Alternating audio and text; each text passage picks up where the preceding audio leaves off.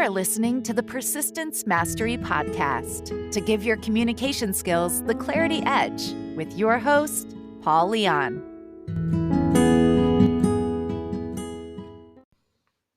Hey guys, welcome back to the podcast. We're going to talk about some fundamentals in influencing people. And if you've never read the book, How to Win Friends and Influence People from Dale Carnegie, or the audiobook, I recommend you really pick up that reference or educational resource because it is a foundational block in our communication skills if we're going to be really efficient at that. So, the first principle that always comes to mind as I reflect on that book and read through it again is don't criticize, condemn, or complain someone.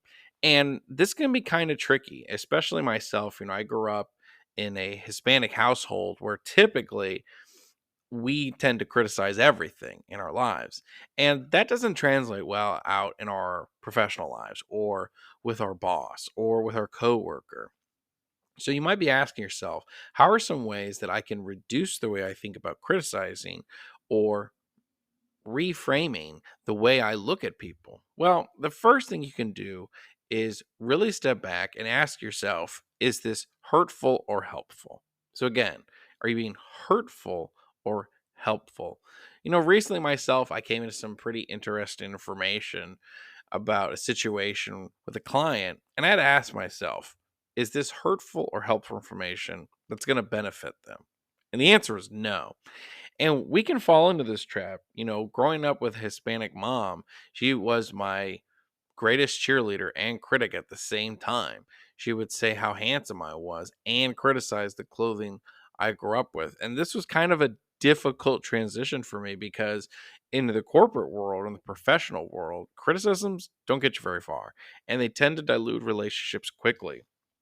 So again, the first fundamental in influencing people is don't criticize, condemn, or complain anyone. That comes straight from the first chapter in Dale Carnegie's How to Win Friends and Influence People.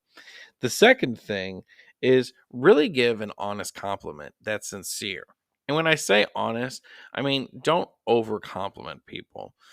There's a lot of people that we'll sometimes meet or they'll give us too many compliments, and that can come across pretty fake. And that can come across as this is just somebody who's trying to manipulate me, not influence me. And this is also something you really want to adopt in your communication. When you really come from an intentional place of trying to help someone for their own gain and not your gain, that's really what true influence looks like.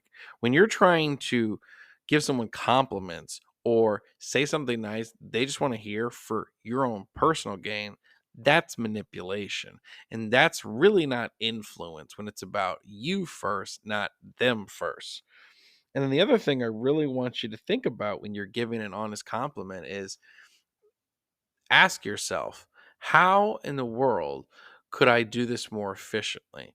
And it could be something very basic. Somebody with their hair, hey, I noticed you got a really nice haircut. It looks really great. It's perfectly fine. Or maybe they took on a new project and the results were really good on it. That could be a simple compliment. Like, hey, I saw that project you were working on or that video you put together. That was really awesome.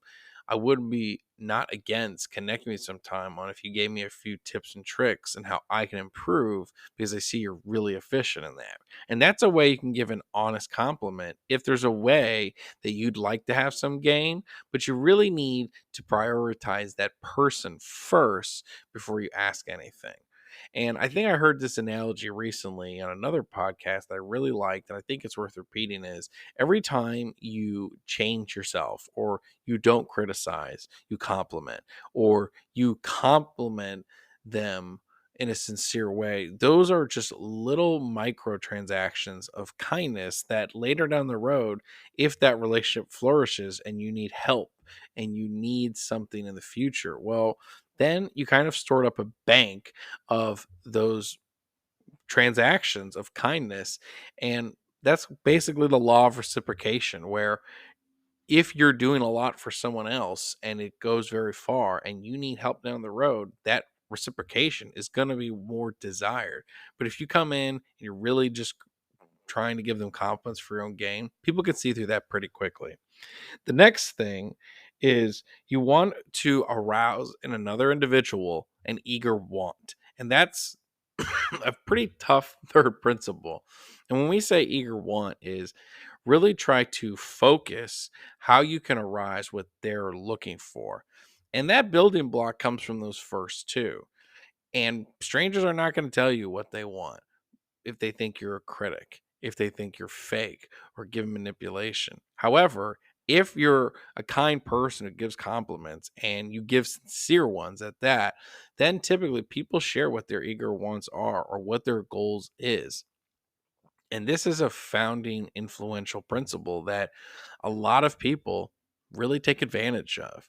Unfortunately, I saw this a lot early in my sales career where I had a boss who would say, like, how much money do you want to make?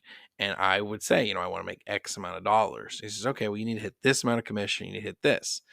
And I did that. I remember in 90 days, I did about 120, 130% over commission to make this certain figure. And I wanted to make that money. And then what happened was at the last second, when it came time for payday, there was a bait and switch approach where he didn't pay. He actually cut the commissions in half. And that eager want was taken advantage of. So again, if you're going to arise that eager want someone, it could be as simple as how much money you want to make this month in your sales goals, or what are you looking to get out of your career?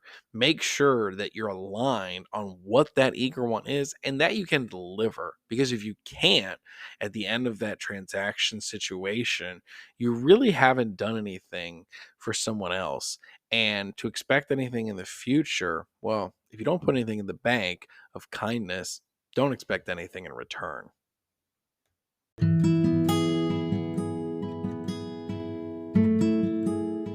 Thank you for listening to the Persistence Mastery Podcast. Subscribe to where you listen to podcasts. And if you want to hire Paul to train or speak for your team, visit persistencemastery.com and fill out the request training form.